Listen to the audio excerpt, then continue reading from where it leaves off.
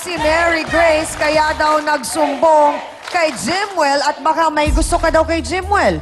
Ma'am, hindi totoo yun, ma'am. Siya ang paspilay na aso. Kasi nga, yung panay alis niya, ma'am. Nagkita sila ni Paano Jimwell. ang pilay na Paspilay na aso. Yun siyang napilay na nga yung Oo nga, Panay, parang kawawa naman yung kasama ko aso. doon sa lalaki na yun. Gabi na kayo umuwi. Yung Hindi, anak sandali mo, lang, Ate iniwan Mary niya Grace. Una akin. sa lahat, ano ba yung usapan ninyo tungkol sa pag-iwan ng bata at bakit iniiwan ng mga bata sa'yo? Saan nagpupunta si Marian? Isa-isay natin yon. Alis niya, ma'am. Anong unang kasunduan ninyo? Sabi niya lang sa akin, alis daw siya. Tapos iiwan niya daw yung anak niya. Bayaran niya daw ako. Magkano daw ibabayad sa'yo? Minsan 150, minsan 100. Minsan nga, ma'am, walang bayad, Okay, ma'am. gaano katagal niya iniiwan? Matagal. Alis sila mga alas 8. Ng umaga? Opo. Oh, tapos Uwi dumarating? sila, gabi na yun, ma'am. Magkasama silang dalawa. Nino? Ni Al. Oh! Nakita ko palagi nakakamunagawakan sa kamay. Ano naman yan, maghanap ka rin, nakahawakan ng kamay mo. So, nung sinabi po ninyo, Ate Mary Grace, kay Jimwell, anong reaksyon niya? Minsan, mabutan ni Jimmer, wala siya. Magtanong sa akin. Sabi ko, may pinuntahan niya ata. So pinagtatakpan mo pa siya minsan? Kahit na alam mong si Alang kasama? Opo. Oh, sinabi ni Marian na gusto niyang sumama sa kanyang kumpare pero ayon sa susunod na bisita, hindi raw po siya papayag na makawala ang ina ng mga anak niya. Narito po ang sinasabing nagkaroon ng pagkakamali kay Marian pero nagbago na si Jimwell Maluya. Pasok!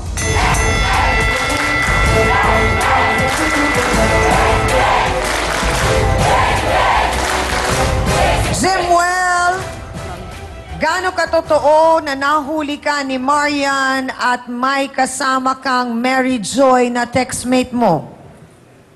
Kinupunta ko sa dalawa, ma'am eh. Hindi, si Mary Joy. Sino yon? Yung naging kabit ko rin, ma'am. Sabit mo, bakit magkano binayad mo doon? Tao lang ako. Natukso. Nung umalis sila Marian noon, Jimwell, alam mo na magbabakasyon lang sila noon sa Davao kasama ang mga anak mo, hindi ba? Ang paalam niya sa akin, ma'am, 1 buwan siyang aalis. Sabi niya 1 linggo lang. 1 linggo lang ako nandun, tapos naghanap ka na agad ng babae. Eh, kinutuban nga. Ay, tama yung kutob. Ayun, lagot, huli. Nadala lang po kasi ako sa Saan tukso, at ma'am. paano mo nakilala naman yung Mary Joy? Sa text, sa cellphone lang, ma'am. Saan mo nakuha ang number ni Mary Joy? Siya ang una nag-dial sa akin, ma'am. Oh, tapos? Narong ko lang siya. Text with Narong mo. Narong ko lang siya sa akin. Oh, sana sinabi mo, wrong call din. Oh. Hanggang umabot sa... Bakit mo kinausap, hindi mo naman kilala? Oh. Natukso lang po ako, ma'am. Eh, kung paano kung natukso lang din si Marian? Dapat, ma'am, iniisip niya sana, ma'am. Bago niya ginawa yun, iniisip niya yung mga anak namin. Oh! Isip yung anak mo. Sandali lang. Wait a minute. Gusto kong hiramin ang salamin ni Tito Boy Abunda. Jimwell, eto ang salamin. Bakit hindi mo sinabi sa sarili mo ang mga linyang yon? Ano ulit ang mga linya mo? Bakit hindi inisip ni Marian ang mga anak nyo bago niya ginawa yon? Bounce back to you. Tsuk! Lalaki lang po. Lalaki ako, ma'am. Ay, hindi Wala dahilan mawala sa akin, yun. ma'am. Wala mawala sa akin, ma'am. O so bakit ang sabi ni Marian, nahuli na nga kayo, inulit mo pa ang pakikipagkita kay Mary Joy, hindi pa doon natapos. Sige nga, ano pang paliwanag doon? Aber. Eh, nagsumbong na to sa akin, ma'am eh. Oh. Nagpanay na ang labas ng kumpare ko. So ibig sabihin ba porket nagsumbong siya, may karapatan kang bumalik kay Mary Joy? Tarararan, tan, tan, tan, tararan, Minsan na, tan. ma'am. Bumalik ka nga kay Mary Joy, tama ba ako? Sagot! Dahil yon sa ginawa niya o dahil gusto mo laang?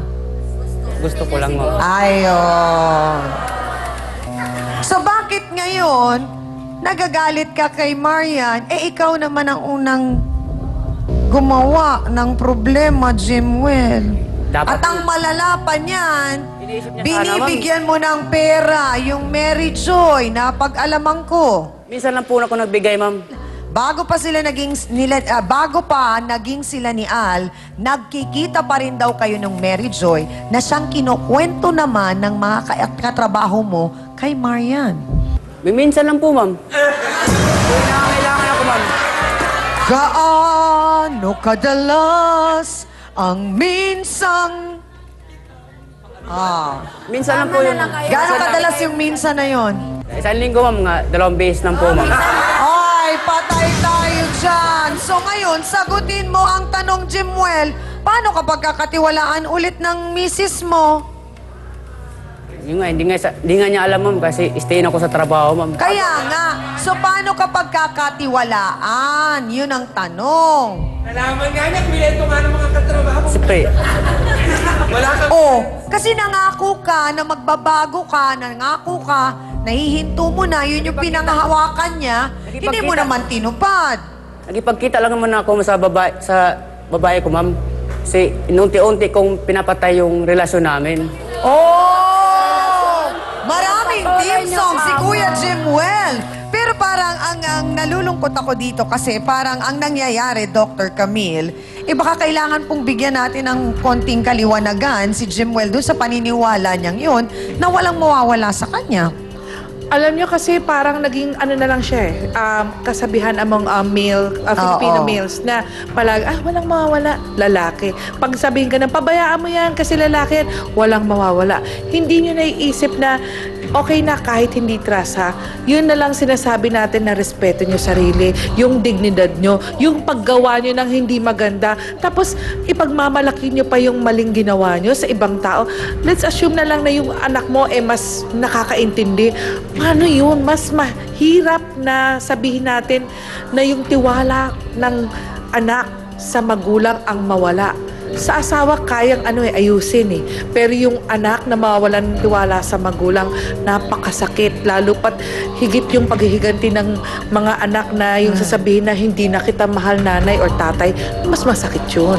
Parang wala naman pong, parang hindi naman talaga pinlano ng mabuti nitong si Marian na siya ay makaganti dito sa kanyang kinakasama. Pero nang dahil nga sa siguro ay naging mahina siya, nasaktan siya, at parang wala na siyang ibang malapitan para tumulong sa kanya.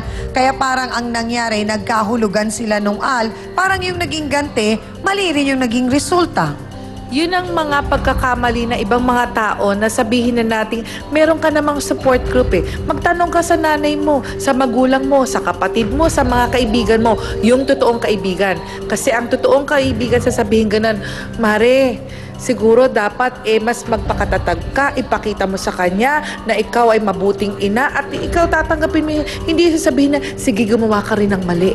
Kasi pag nasabi yung ganon, magkakaroon ng butas para yung comfort zone masilat na gano'n ng isang iglap yan. Si kumpare lalapit, ikaw din parang meron na akong yung parang ito yung papanigan ko, yung parang masasandigan ko, lalo ka malulugmok. So sana maintindihan ng iba na hindi yun yung pamamaraan Ang paghigante, gawing positibo, hindi yung negative way na ang ganti mo gagawin mo yung ginawa niya na mali rin. Salamat po, Dr. Camille. Kaya mga kasawsawan, narinig na natin ang panig ng nasa pula na nagmahal pero nasaktan. Ito namang nasa puti, nagmahal din pero nanakit ng damdamin ng nasa pula. Oo nga, Chang. At ang nakakaloka dito, nabigyan na sana ng second chance. Hindi tumigil. Kaya itong nasa pula, abay, narindi. Kumbaga, hindi ba? Yun nga lang, wrong plus wrong equals right ba? O wrong plus wrong ay equals wrong pa din. Pero, sino ang mas naiintindihan nyo sa mga pangyayaring ito? Boto hands tayo. Pula ba o puti? Go.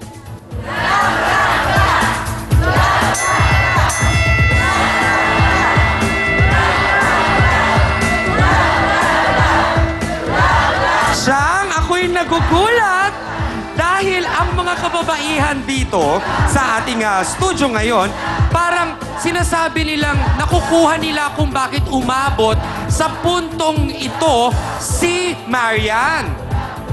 Mga kapatid, nahanap po namin ang babaeng naging dexmate.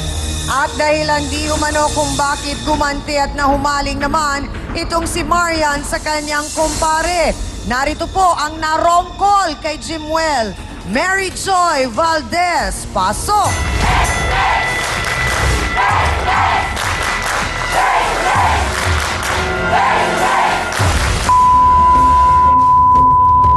Sandali lang, pakiawat tong isa! Naku po! Mary Joy, bitawan mo! Ang mukha mo? Ha? Mas Huwag mo akong murahin! Isang tanong, Mary Joy, saan mo nakuha ang number ni Jimwell? Nagkamali lang po ako ng dial. Nagkamali lang ng dial. Pero bakit katagal-tagal nagkita kayo? Ako na po ang nagtawag sa kanya. Oh! Teka muna ha, huwag kayo magkakamali. Baka ma-wrong dial kayo. Huwag nang lumipat, tutok lang. Magbabalik ang face-to-face. Sa siya pa nagsabing I love you, ang kapal naman. Hindi po, nanay. Excuse me, Pers. Bago ka sumagot, ako kinakausap, di ba? Yan, saka ka umirit. Ba't sa asawa mo hindi ka umirit? Na siya, I love you, ang Alam ko kapal po, Nay, naman kung nyo. ganyan ang Maawa ka iisipin nyo. sa asawa mo, sa mga anak mo. Gusto ba naman na kay mga anak mo, mawala sila ng respeto pati sa asawa mo? Sumagot ka ngayon, ako walang tatanong. Alam ko, nanay, kung ganyan na. Mga kaibigan, pwede na po akong magbakasyon. Direct, pwede na po akong magbakasyon sa programang ito. At narito na po ang ating bagong kapitana. Facebook sausawa na mga kapatid. Frenzy Angat Balestra. Chang Ami, more powers, F2F. Tumitigil ang mundo ko pag 10:30 AM na. Ang dami kong napupulot na aral sa program ninyo. The best ang mga payo at talagang pwedeng gamitin sa